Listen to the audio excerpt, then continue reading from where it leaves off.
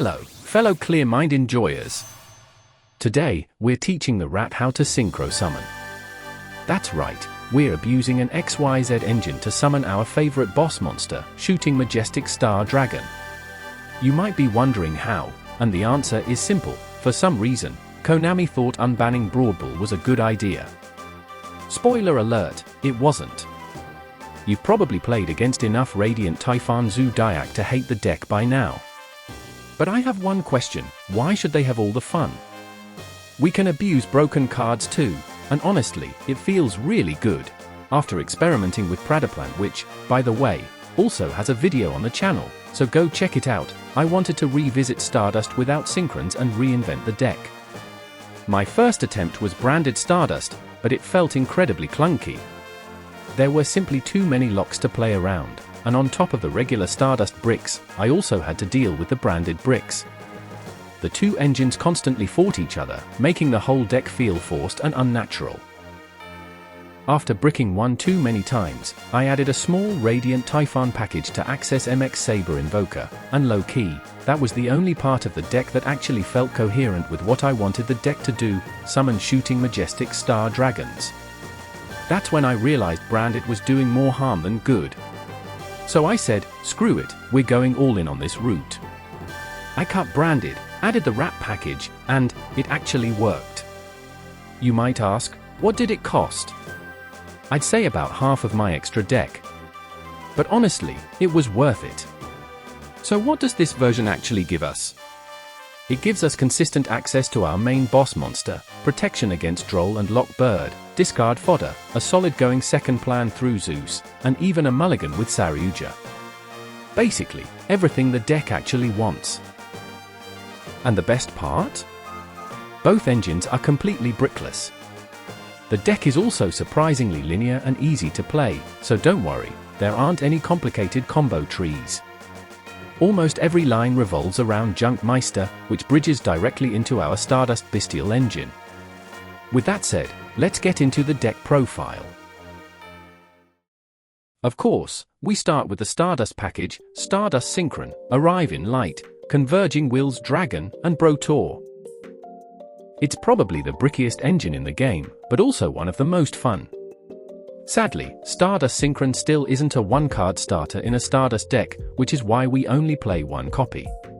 You could justify playing more if Bestials were stronger, but let's be honest, the era of two-card combos is pretty much over, and Bestials aren't in a particularly good spot either. That's why we keep the Bestial package minimal with Magnum Hut, Druisworm, Baldrake, Lubellion, and Branded Regained. This is the core we want to access because Arrive in Light and Branded Regained together basically become a pot of greed every turn. The first support package is the Junk Meister engine, consisting of 3 Junk Meister, 1 Junk Armor, and reinforcement of the army. As an optional tech, I'm also playing Junk Signal. It gives us a way to recover Shooting Majestic Star Dragon if it gets sent to the GY by something like Fallen and the Virtuous. Since Junk Meister is our primary combo starter, we also need consistent access to him. Instead of the usual Terratop and Taketenborg package, we're playing 1 Eldam, 1 Swen, and 3 Chant. I also highly recommend playing Mystical Space Typhoon.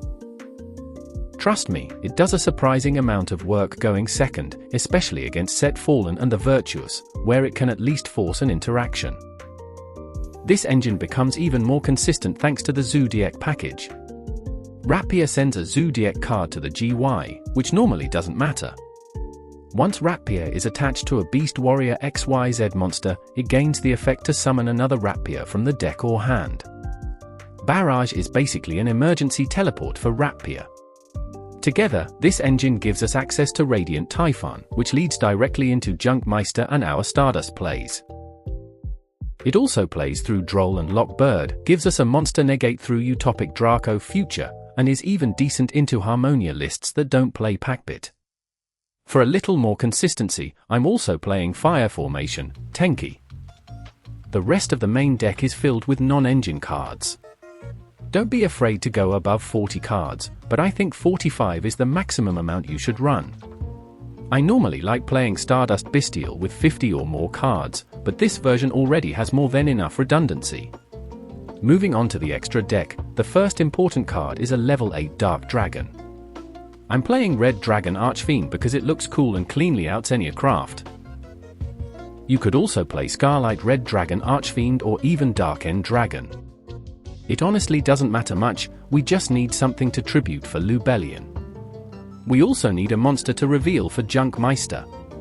I'm using Stardust Spark Dragon purely because mine is Royal Rare.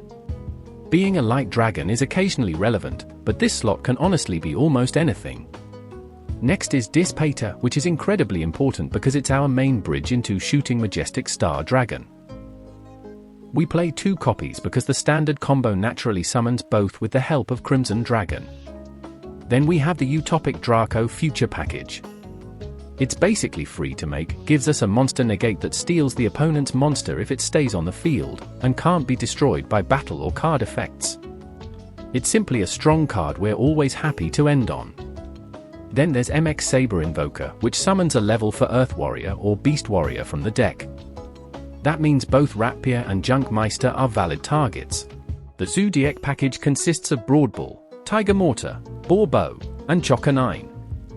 Broadbull searches Swen, Tiger Mortar attaches materials, Chokanine revives monsters that can't be used as XYZ material but can still be used for Synchro or Link summons, and Boar Bow enables Zeus lines.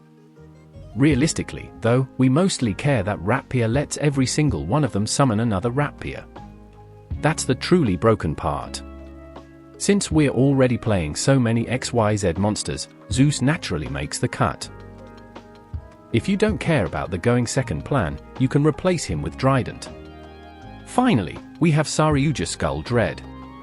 We always summon him with 4 materials, giving us all of his effects. The important one is drawing 4 cards and shuffling 3 back, because those don't have to be the cards you just drew. That means you can simply shuffle your Stardust bricks back into the deck. I originally played Drident in this slot, but Saryuja consistently generated much more value. So what do I think about the deck overall? The Stardust engine is still incredibly bricky, and unfortunately those bricks have very low card quality. Unlike Synchrons, where even your bricks often provide value, Converging Will's Dragon and Brotor are almost completely dead when drawn. On top of that, Bestials aren't in a great spot right now. They're nice against Branded because they can banish the end phase floaters, but they're basically dead against Radiant Typhon and almost useless against Kewl Tune. The Zoodiac engine, while incredibly powerful, lacks a bit of flexibility and takes up a large portion of the extra deck. Combining everything also leaves the deck weak to Fuwalos and Purulia. That said, the glaring Droll weakness is almost completely gone, and the deck actually plays surprisingly well under Shifter, which you'll see later in the replays. Overall, I genuinely believe this is the strongest Stardust Bestial variant if your goal is to consistently summon 2 Shooting Majestic Star Dragons while establishing the branded regained gameplay loop. So without further ado, let's get into the combos. I'll show the progression from the simplest Junk Meister line all the way to Ratpier as a starter, and as a bonus, I'll also explain the requirements for the Saryuja mulligan, since it's a bit trickier than it looks. Similar to the TCG Synchron combo, Junk Armor summons Stardust Synchron, but unlike TCG Synchrons, he searches Arrive in Light. We activate Arrive in Light, stack Converging Will's Dragon on top of the deck, and summon a level 8 Dark Dragon. Arrive in Light draws Converging Will's Dragon, who special summons himself and then summons Brotor, searching the Bestial Lubellion. Lubellion then adds Magnum Hut.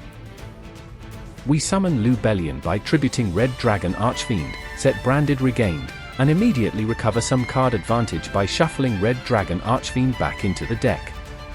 Next, we tribute Brotor to special summon Stardust Synchron and Synchro summon Dispater, who revives the banished Stardust Synchron. From there, we summon our first Shooting Majestic Star Dragon, make Crimson Dragon, and tag into a second Shooting Majestic Star Dragon. During the end phase, Magnum Hut searches another dragon, and if the opponent summons a monster, we can revive Dispater. We end on 2 Omninegates, a Dispater revival, 2 draws from Arrive in Light and Branded Regained, plus Baldrake for additional disruption, occasionally banishing a monster summoned from the extra deck. This is the basic game winning setup. The next combo showcases one way to start from a rank 3 engine, in our case Radiant Typhon. It's currently the best rank 3 engine in the game because it's completely brickless. Almost every card gets you to a rank 3, making it incredibly consistent. Once we reach MX Saber Invoker, the combo plays out exactly like the Junk Meister line, so I'll skip ahead here rather than repeat the same sequence again.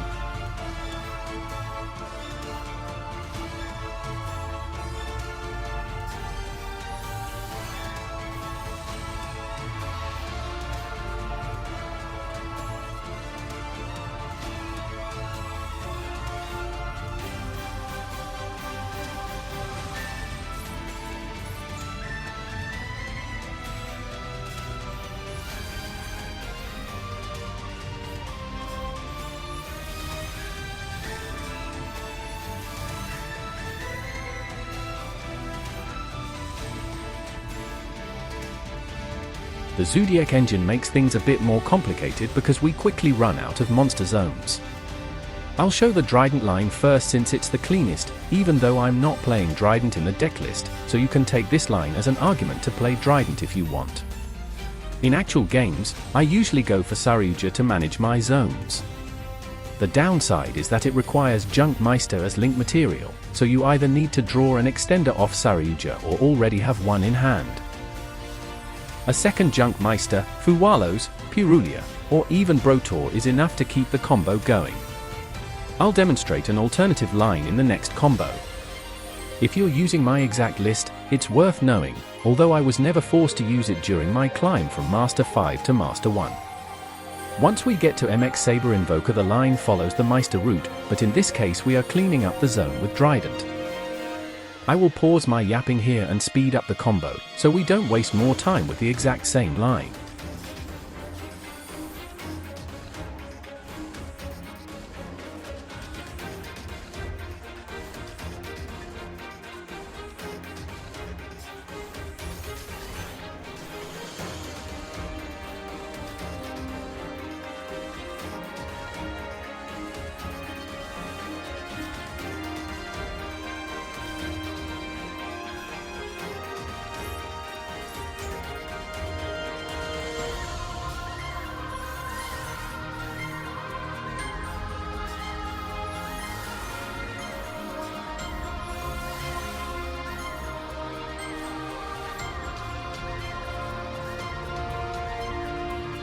This is what I'd call the emergency line if we have no way to make Saryuja with an extender in hand. We make Utopic Draco Future directly by using all of our Zoodiac XYZ monsters, without accessing Utopic Future first. The downside is that this line loses to Droll, but otherwise it plays exactly like the previous combos. Once we get to Broadbull and MX Saber Invoker, the line is identical, and yes, you'll hear me again in the 5th combo.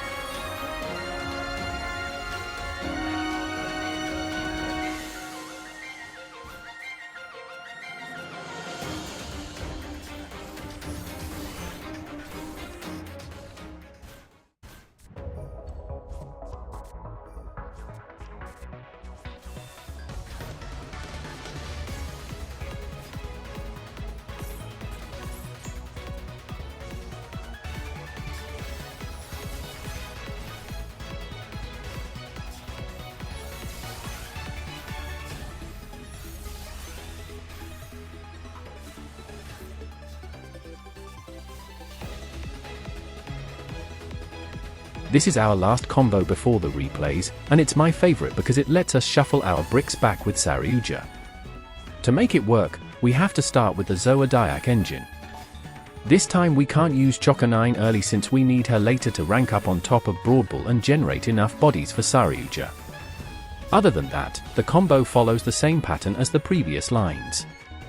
As you can see, the deck is very linear, making it easy to learn. The only thing to watch out for is not summoning Red Dragon Archfiend to a zone Saryuja points to, otherwise Converging Will's Dragon will miss its timing. So it's time for my last yap of today. If you enjoyed this deck, I'd really appreciate a like. And if you're interested in more spicy Synchro content, consider subscribing so you don't miss my updated Master Duel Synchron guide. I'm also planning a TCG combo guide next month ahead of Magnificent Monsters and the new Yusei support. If you have any questions, feel free to leave them in the comments. With that said, goodbye for today.